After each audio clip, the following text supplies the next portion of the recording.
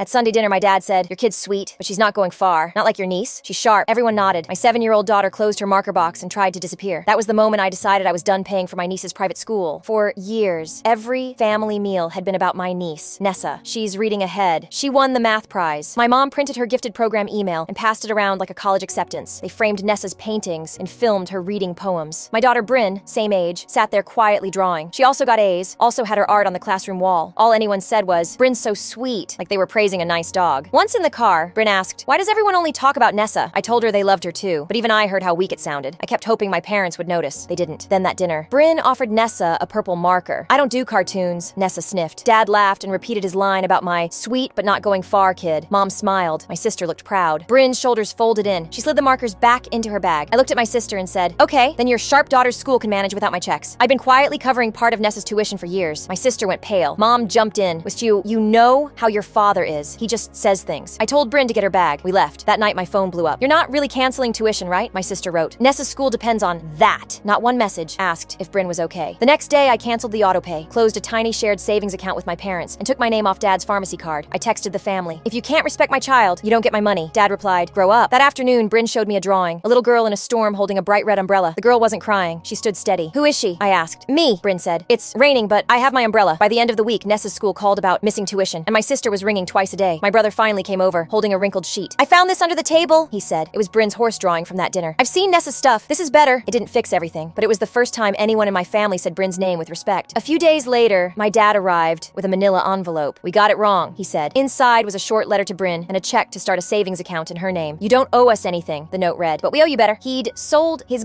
his boat, the one named after Nessa that Bryn was never invited on, to fund it. My mom brought Nessa next. My niece's eyes were red. "I didn't know I was hurting her," she said. "I thought everyone liked me more because I was better." She handed Bryn a copy of the horse drawing with, "I want to draw like you," written underneath. Bryn said, "You can, but you have to stop saying things that make people feel small." The following Sunday, I hosted dinner. The text invite said only, "Bryn has something to show." When everyone arrived, my dining room walls were covered in her drawings. In the center hung the original horse picture, framed with a line she'd written. "You didn't see me, but I was here." Bryn stood in front of it and said, voice shaking but clear, "These are mine." When people ignore you, it feels like you don't belong in your own family. I hope nobody does that again. After a long silence, Nessa stepped forward. "This one's my favorite," she said. Bryn handed her a blank page. "Draw something," she told her cousin, "and we'll hang it next to mine." Dad cleared his throat. "We were too loud about one child and too quiet about another," he said. "That wasn't love. That was favoritism." I added, "If you want to stay in Bryn's life, it's on her terms. She doesn't owe anyone proof. She already is enough." Later that night, Bryn looked at the wall of her art and whispered, "This is the first dinner I felt like they saw me." No one argued. If you've ever been the invisible kid beside a golden child, comment one word, "Seen."